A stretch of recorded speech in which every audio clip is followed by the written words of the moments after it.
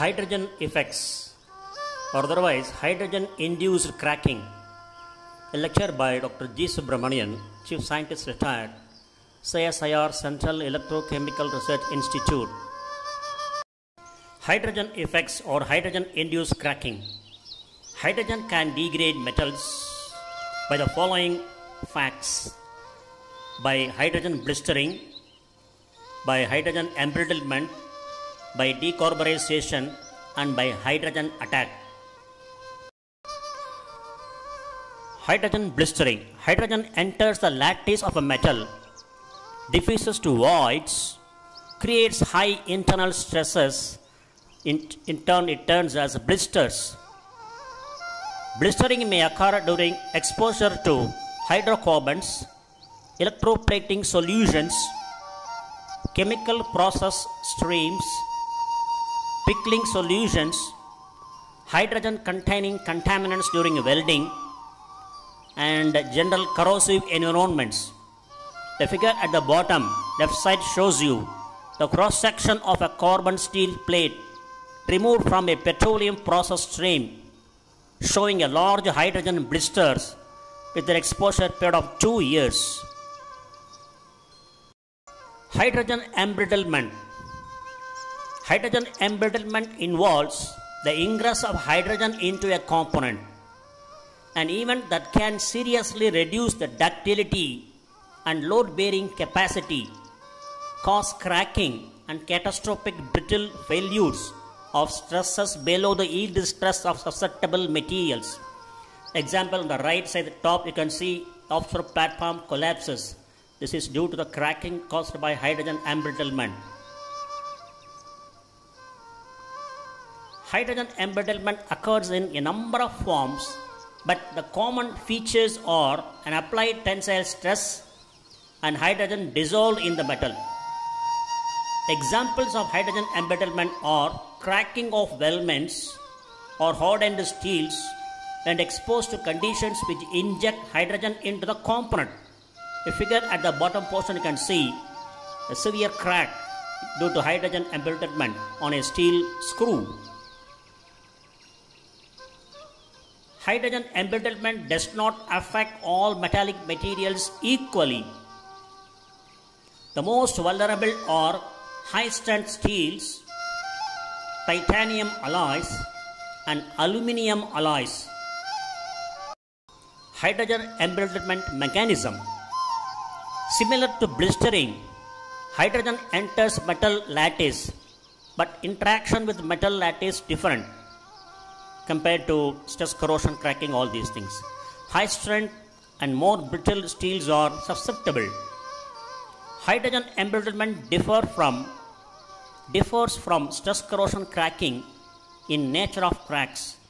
That is, stress corrosion cracks usually propagate anodically.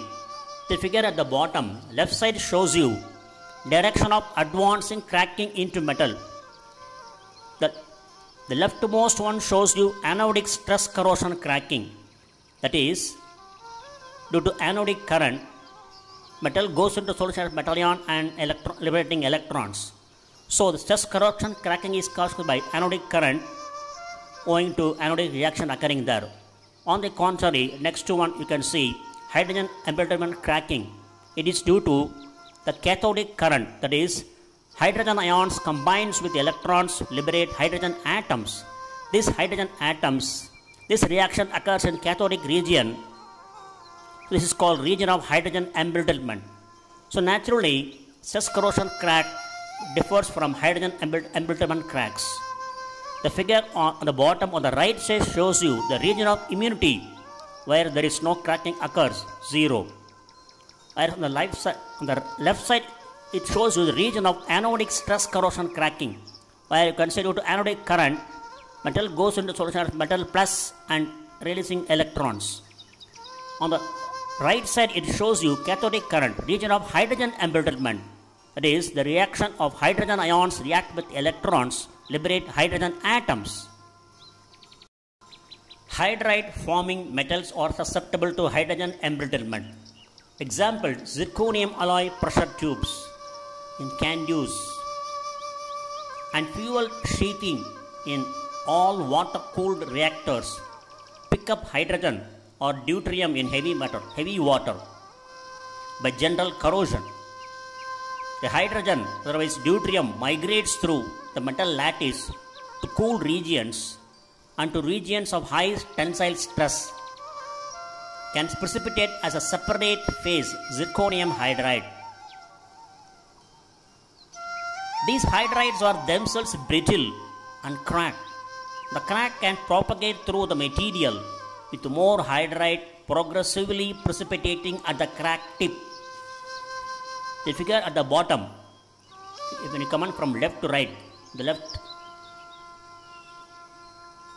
you can see zirconium hydride. The next one you can see the inside outside view, cracked zirconium hydride and zirconium hydride at the bottom. And the figure on the rightmost one gives you the pressure tube wall at the top, then cracked zirconium hydride. You can see below, you can see crack tip, and beneath you can see zirconium hydride. So this is the representation of growth of a crack through failure of zirconium hydride that precipitates at crack tips. NB. Enough hydride can precipitate to form a hydride blister equivalent to hydrogen blisters.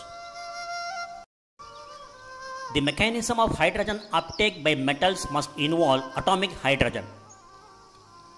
Molecular hydrogen cannot diffuse through metal lattices. You can see the figure, schematic illustration showing the mechanism of hydrogen blistering at the middle of the slides.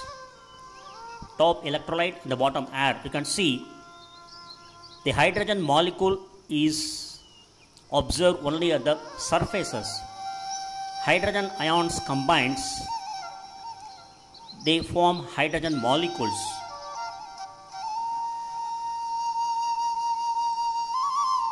Whereas inside you can see there is number of hydrogen atoms. So when the hydrogen atoms they accumulate at a particular place in a void, there causes blistering. Hydrogen it induces blisters. But remember that molecular hydrogen may absorb and dissociate on metal surfaces. The next one is decarburization and hydrogen attack. High temperature process, carbon or carbide in steels can react with gaseous hydrogen. For example, carbon reacts with hydrogen, gives you methane. Note that the reaction can occur with atomic hydrogen in the metal lattice. Carbon plus 4 hydrogen atom gives you methane. May crack the steel from high internal pressure. May cause loss of strength as carbon disappears. Prevention of blistering. Use steels with few or no voids. Use coatings. Use inhibitors. Remove impurities that can promote hydrogen evolution. For example, sulfide, particularly very bad, arsenic, cyanide, etc.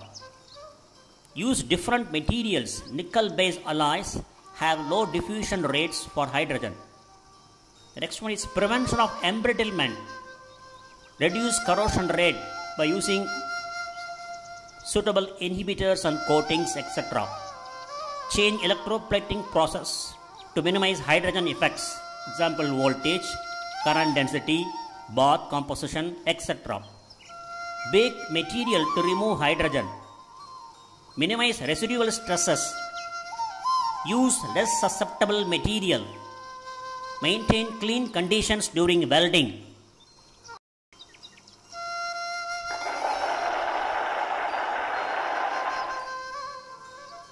Thank you very much for listening this talk.